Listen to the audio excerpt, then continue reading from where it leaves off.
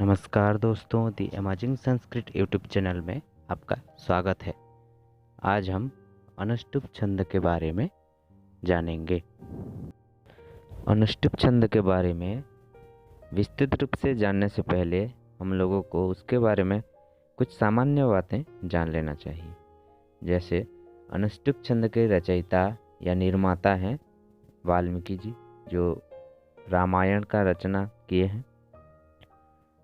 और अनुष्टुप छंद दो प्रकार के होते हैं, एक श्लोक अनुष्टुप और दूसरा विद्युन्माला अनुष्टुप। अनुष्टुप छंद में प्रतिपाद में 8 वर्ण होते हैं। कुल मिलाकर वर्ण संख्या 32 होते हैं। इसके जतिपात के बारे में कुछ निर्दिष्ट नहीं है। विभिन्न तरीकों से हम विभिन्न विधि से इसको उच्चारण कर सकते हैं। ये आपको मैं बाद में उदाहरण देते समय आपको विभिन्न तरीके से कैसे, विभिन्न विधि से कैसे उच्चारण करेंगे अनुष्टुप छंद से रचित श्लोक को मैं आपको बताऊंगा। सबसे इम्पोर्टेंट बात इसके बारे में यह है कि यह वेद में भी प्रयुक्त होता है और लोक में भी होता है, अर्थात यह एक वैदिक छंद है और लौकिक छंद भी है।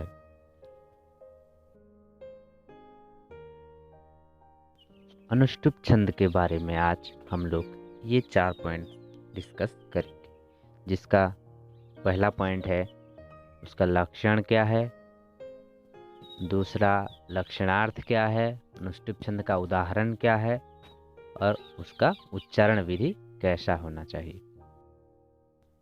अनुष्टुप छंद का लक्षण। श्लोके षष्ठं गुरुज्ञेयं सर्वत्र लघुपञ्चमं द्विचतुष्पादयोरस्वं सप्तमं दीर्घमन्ययोः।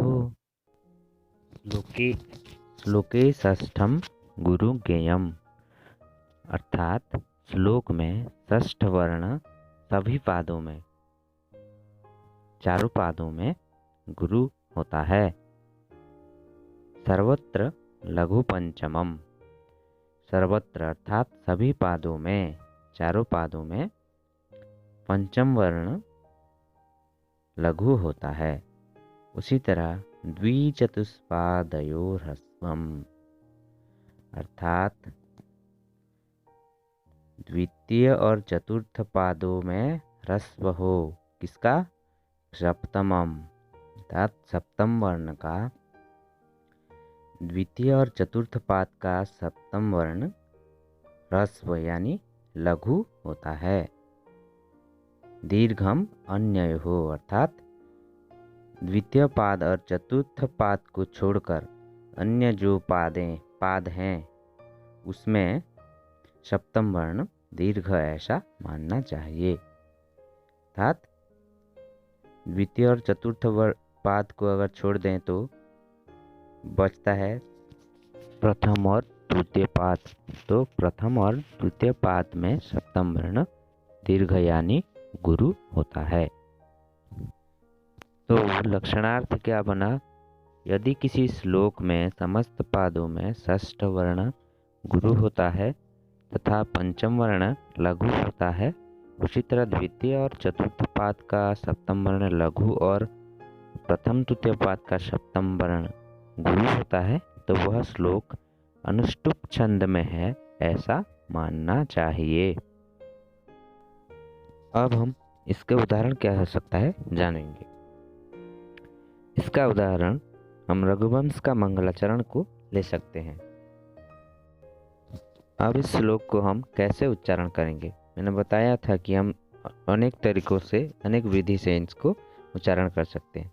जैसे कि हमारा जो लक्षण के रूप में है, लक्षण को जैसे उच्चारित किए थे, लक्षण में कैसे उच्चारित किए थे? श्लोके षष्ठं गुरुज्ञेयं सर्वत्र लघु पंचमं द्विचतुष्पादयोरस्वं सप्तमं दीर्घमन्ययोः। इसी तरह से हम इस श्लोक को भी उच्चारण कर सकते हैं। वागर्थाविव संपृक्तौ वागर्थ प्रतिपत्तये जगतः पितरौ वंदे पार्वती परमेश्वरौ। हम इस श्लोक को दूसरी तरीके से भी उच्चारण कर सकते हैं, जैसे वागर्थाविव संपृक्तौ वागर्थ प्रतिपत्तये जगतः पितरौ वंदे पार्वती परमेश्वरौ। आप लोग इसके लिए दूसरा उदाहरण भी ले सकते हैं, जैसे कि श्रीमद् भगवद गीता से कोई भी श्लोक ले सकते हैं इसी तरह। तो नमस्कार दोस्तों, आज के लिए इतना ही। अगले वीडियो में फिर दूसरा एक छंद के ऊपर चर्चा करेंगे।